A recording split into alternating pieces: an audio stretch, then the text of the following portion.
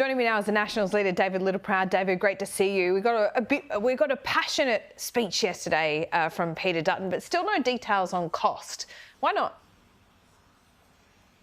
Well, we've got plenty of time, Laura. We're 8 months away from election. What we had to do is continue to make sure we engage with those 7 communities that we highlighted where the nuclear power plants will replace those coal-fired power stations.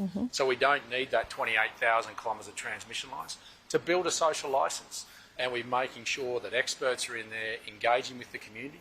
And that's why you haven't seen any pushback from those local communities, because we've shown them the respect of not taking politics to them, but giving them the understanding that nearly 80% of those that are working in those coal-fired power stations will be able to transition across into a nuclear power plant. And then the next phase will not just be about the costings, but we'll also be upfront with the Australian people well before the next election about what our energy mix will be. Because there's no industrial country of the scale of Australia in the world that is taking an all-renewables approach. They are having a mix. You do not put all your energy eggs in one basket, and particularly when you have sovereignty of all your resources in a country like Australia, why would we create that concentration risk? I'm not an educated man, but even in grade 8 at Chinchilla State High, they taught me about concentration risk. And when you can spread that risk, why wouldn't you? Give reliable, affordable power. But above all, what Peter Dutton and David Littleproud want to do is leave a legacy, not just for my kids, but hopefully one day when I have grandkids, that this doesn't last for 10, 15 years like a wind turbine or a solar panel. This lasts for 80 to 100 years.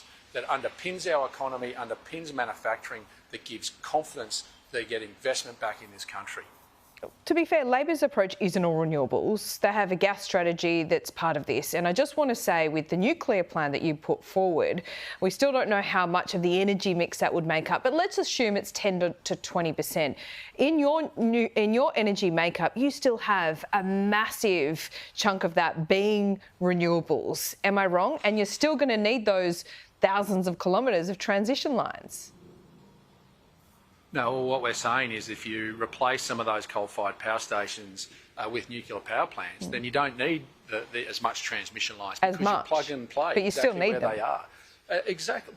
Well, depending on where we go with the rest of our energy mix, that we will be upfront and honest with. And unfortunately what's happened is, because they've taken this 82% renewable by 2030, and they are saying they want to go an all-renewables approach, I have to pick you up on that. They want to firm the rest with hydrogen. Now, hydrogen is an unproven technology to put into baseload power. It's going to cost no, the gas actually is a proven resource. In fact, you look at Japan. Their grid is around 24% will be nuclear. They'll take gas from Australia, they'll burn it there, they'll capture the carbon and take it back to Australia and put it down a hole, and they'll have a balance of renewables. We're not against renewables. We're just saying we've taken all the low-hanging fruit where existing transmission lines are.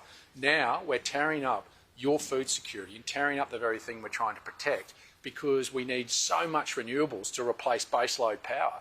Regional Australia's future will just be littered with transmission lines and solar panels.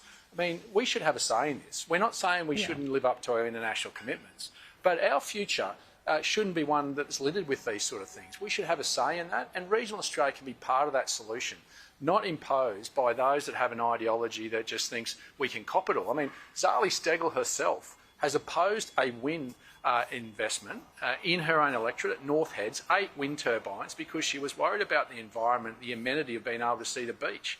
So what are the good people of Sydney better Australians than us in Western Queensland? I think we should have a say in our future, and we're saying it. We want a long-term future providing high-paying, long-paying jobs, leaving a legacy for 80 to 100 years in a baseload power. That's a future that I'm prepared to stand by, and Peter Dutton's prepared to stand by. And it's a stark choice to putting risk into our economy with an all-renewables approach. I think the firming power is critically important, and to leave that to chance, I think you're absolutely right on that. It is diabolical when it comes to cost, reliability and everything else in between. But are you saying that you would not have near 80% renewables by 2030? Would you reduce that dramatically by 2050? What is the mix going to be?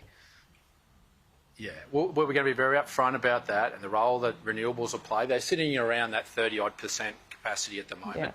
And we'll be very honest about what the base load with nuclear will be, with coal until they're sweated out, as well as with gas and the role that it will play. That'll be very clear. And if you look at other countries that have gone down a path of a mix, like Japan, 24% is nuclear. There's about 30 to 40%, as I understand, is renewables. And then the balance is gas to firm. So is that about the balance that you want to see here? No, I'm not saying that, but what you've got to do is you look at what other countries are doing around the world. We'll have a uniquely Australian solution to this because we have sovereignty of our resources. We don't have to rely on another country. We can do this in an Australian way and protect regional Australia, but protecting your food security.